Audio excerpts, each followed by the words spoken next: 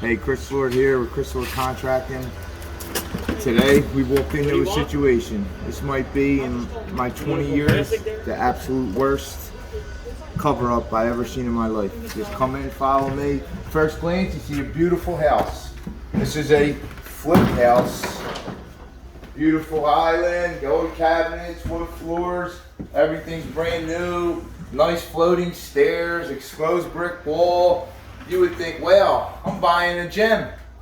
And now the basement tells another story. So come on downstairs. First thing I noticed when I came down here to look at this job, I was like, why are these stairs so narrow? And you're about to find out. Come on down. Excuse my French, but this shit, really pisses me off.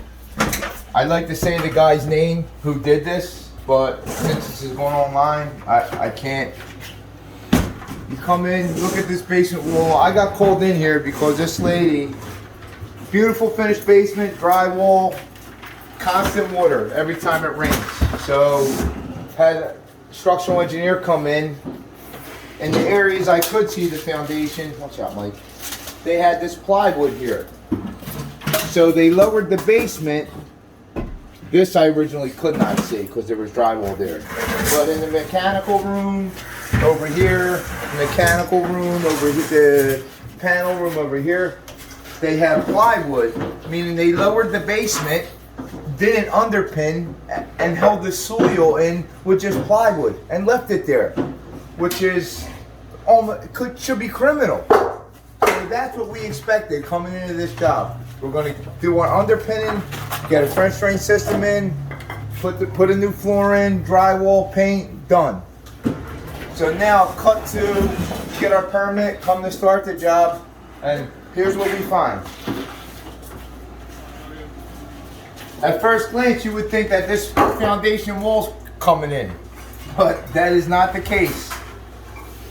When the people who lowered this basement lowered it, they put plywood up, and instead of bucketing and moving the old concrete slab and dirt out the window, they filled it up in the plywood and just threw a whole bunch of fill in the wall, which this is insanity. Look, you can see the foundation wall in here, totally fine. And I actually went across the neighbor side and looked at theirs, totally fine, no cracks, painted white, totally fine. This foundation wall's not bowing in. This is the old basement floor that they dug out. I can't believe that somebody would do this. This person should be in jail for doing this. It makes me sick that now this lady who thought she bought a house that when you first look at it is beautiful has got to spend tens and tens and tens of thousands of dollars to fix this. Look at this. So you look on this side. Now here's a little. Now that's one story, you can see what they did. Come over here. This is how they chose to do underpinning. No concrete, just plywood and dirt. Is that going to stop the foundation from the earth under the foundation from coming in? No. Plus it's going to mold. This is atrocious. Worst I've seen in my life. So all behind the plywood there's dirt. All behind the plywood. Just on this side. Everything they dug out, and it's filled to the joist, to the ceiling. All the way up. And now this is like insanity. So now I'll point this out again. Look, here's the foundation. Before we took that plywood, we double checked to make sure. And I just didn't want to open the plywood and just let it all come bumbling down and dust the whole house and the HVAC system up. That's why we put the braces up and we're doing a little bit at a time. But there's the foundation wall. It's totally fine. Solid. Nothing wrong with it. This is fill.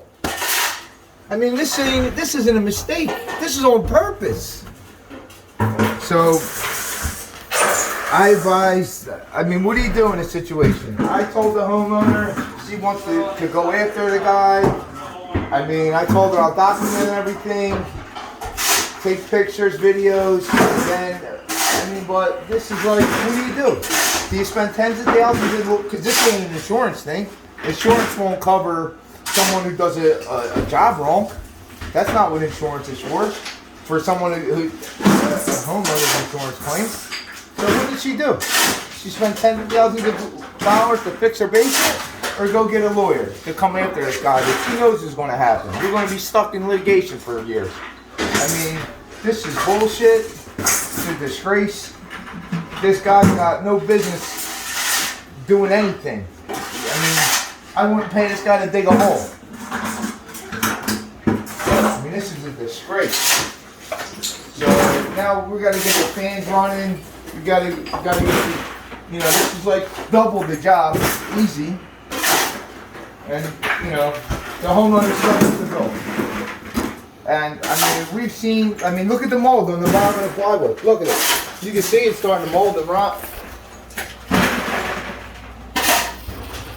And, I mean, these people, it's like, some places they did things, this is like, it's like a mixed mod. Like, here's one spot, they poured a little curb. But what do you know? They poured it too high. So this on this section, they said, okay, we'll do a little curb or bench. But look, it's not even low enough. It's all, I'm under. This should be 8 inches at least under this. The floor doesn't go below the bottom of the foundation. It has to be higher, 8 inches at a minimum.